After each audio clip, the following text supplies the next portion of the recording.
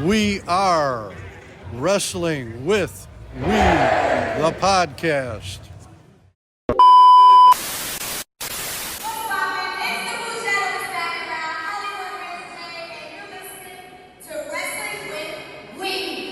My favorite. Oh yeah, you heard. Hey, you heard right. You heard right. Yeah, but look. Let me tell you something, brother. Ooh, here we go, baby. Live fucking episode. It's a SmackDown review. We're just here. SmackDown. Jacob Fat 2. My boy showed up. All-State Arena. All-State Arena. Jacob Fat 2 showed up. CM Punk showed up. Drew McIntyre showed up. Beat his ass. Left him bloody. We missed that. Went to the bathroom. I got stories about going to 4 different souvenir tables and Ooh, shit. I got my boy. Free Cody Rhodes signature photo. Ooh, boy, free. Hold on, let me roll this blunt up. So what up? Tell me about the show. Pretty dope show. Got the Punk return in the beginning of the show. Came out, did his Chicago thing. The acoustics in that place is sick with it, right? You hear about it all the time. You hear about how Stone Cold praises this building, about being one of the loudest ever. And I think today I finally fucking paid attention. Usually on TV, you listen to it and you think it's hyped or it's amplified or they alter it some way. Nah, like this shit was loud as hell in there. Who was the first one that came out? Punk. No, somebody came out before him that we could hear the loudness of the before. Well, there was a dark match before, like in Speed you're talking about. There was a Speed match before the show. Who was that? I forgot who it was. Nobody. It was a guy. It was a new guy that got the belt. It was a new guy that actually has the belt versus somebody that's been around for a while. But of course, we can't fucking remember. And who won? The guy with the belt. A young Jerry Lynn. That's what my boy said. My boy said he looked like Chris Jericho. He sparked that blunt up. Smoking at it. Wrestling with we people back in Chicago. Another fucking night. A week ago we went to where we go? GCW. GCW. But no, What was it? GCW. it was TNA. TNA. Against All Odds. That's Friday and Saturday we were at Ooh, Against shout All out Odds. Matt Hardy. At the end of the night, he had a meet and greet. We didn't know that, or we would have bought it and met him, but we didn't know exactly. He came out. He didn't want to take a picture, but he signed my T-shirt. So you gotta tell a story here, you know. All right, so we're in the car. We're waiting on everybody to come out. Most of the wrestlers are pretty good. Pretty dope. Dolph Ziggler, cocksucker. Who else is a cocksucker? Fucking Moose. Ali. Moose, I'm gonna give Moose a pass because the way he did it was slick. But Ali was a pussy. My boy just saying that because he dissed him and he didn't want to feel too salty. But Moose is pretty much said nah. Moose said, I go, hey, photo. Moose was like, nah. I go, all right, cool, I can respect that. So I see Dolph Ziggler put his head down and ran by us. Ali put his head down. I used to be a believer in Joe Henry. I asked him for his photo. Fuck Joe Henry. I asked him for his photo, right? He's just chilling by the car with Chris Bay from the TNA's Shout out Club. Chris Bay.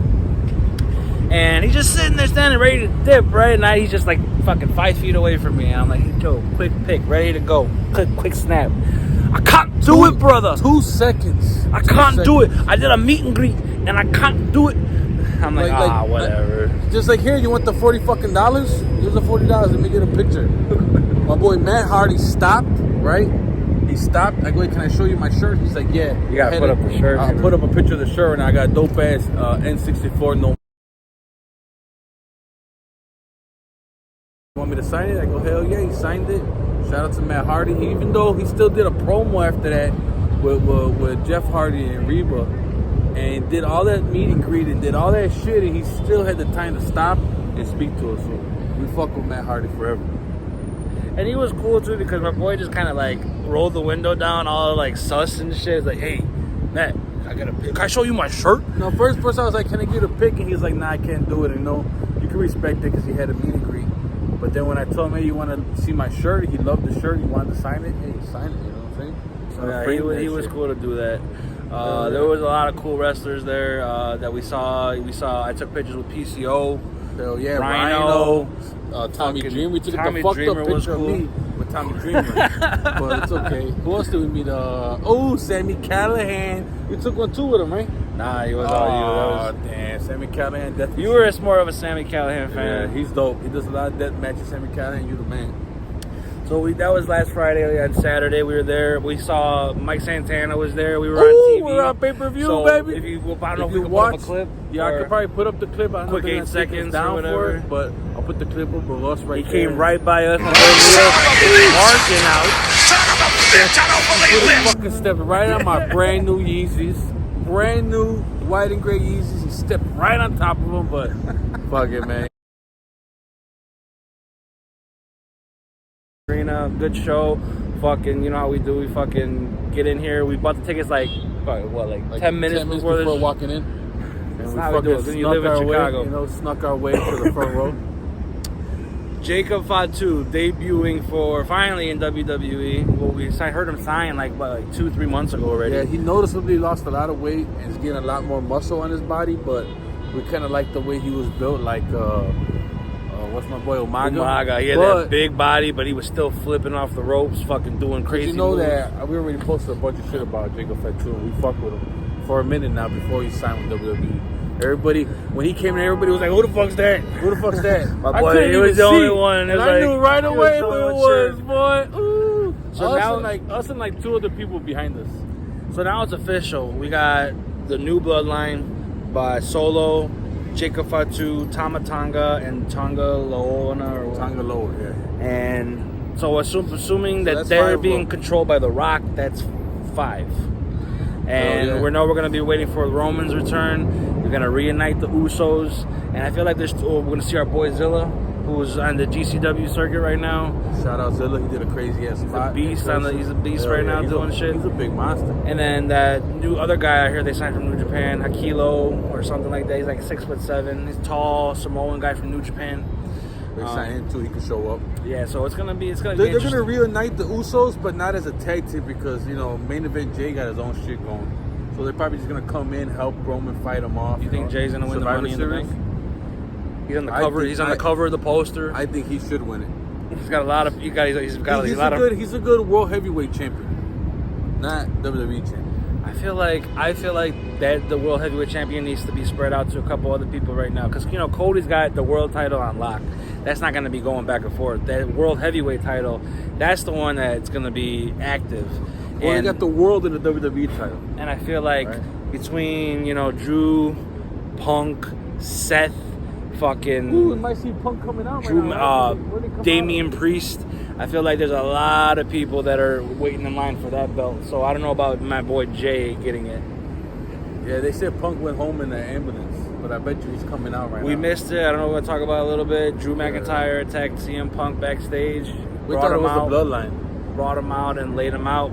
Apparently he's in the hospital. Maybe Punk needs a little bit more time to heal up. So maybe they're not quite ready. I think I'm calling it. It's Punk's first big match back. It's probably going to be SummerSlam in Cleveland. We're going to be there. We're going to be there, baby, Cleveland. So we're probably going to do a 6-hour drive. We there. We're probably going to try to do like some videos and some show from out there too. We got the GCW guaranteed. The Friday before. So who knows what else is there? They're going to have a bunch of Comic-Cons there, so we'll hit up all that stuff. Yeah, I try to get a CM Punk signed photo, but these motherfucking savages go over there and buy 20 at a time. Like, what That's the what fuck? they went to 4 different stands and they were all sold out, right? And the one guy was like, they were sold out in the first 10 minutes. Some guy just bought like 50 of them in a row. What the fuck? Popping them on eBay for $100. $100 a piece? How about you keep it as a memory? Motherfuckers is working as a hustler. I guess you gotta get your money how you get it, but But yeah, so pretty much the end of the show here. We had Cody versus Solo in a decent main event. We had Randy and Kevin to come out to help him. Yeah. That's we thought when Punk was coming back, but we didn't know Punk got laid out bloody. You know what I'm saying? He should have came up with a patch on his head, bleeding like Funk used to come back out. Funk would come back out still bleeding from the match before trying to fight. But I guess you gotta do what you gotta do. That basically tells you that he's not cleared because they didn't show him getting no physical altercation from anybody. But it was pretty dope that when the Bloodline came out and then Rhodes came out with the bats. Oh yeah, at the beginning of the show, Punk was being backed up, surrounded. Cody came through the crowd. They held him off with bats. Orton and Kevin Owens came out. Hell yeah, look at there's traffic like a motherfucker everywhere. This is the world famous Rosemont Horizon in Rosemont, Illinois. I know they like to say we're in Chicago every time, but any real Chicago people know that this is like Rosemont. an hour away from where we live. We're on 63rd. So this is where they had WrestleMania 13. This is where they had WrestleMania, I believe it was 22. A very historic building. Yeah, like you said, Stone Cold bled out and passed out. Loud, very loud. But you know, Stone Cold even says, right, it's his favorite arena. This is a favorite arena to like the biggest pops were here. Like he goes, and he's not the only one. I'm sure if you dig it up and do research, I heard a lot of wrestlers say, even Triple H, that the Rosemont Horizon, and they always call it the Rosemont too. In Chicago. What is it called now? Allstate Arena. Why they change the name for, right? Motherfuckers, one person should just own it. It's a hood ass fucking arena. Let me tell you that, man. Ooh, that new Punk shirt, boy. Let me see. You said that my shirt had a fucking.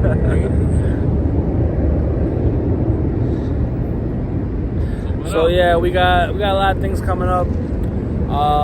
We'll keep fucking with the podcast because we're definitely gonna make another trip this year to WrestleMania in Las Vegas. We got next year.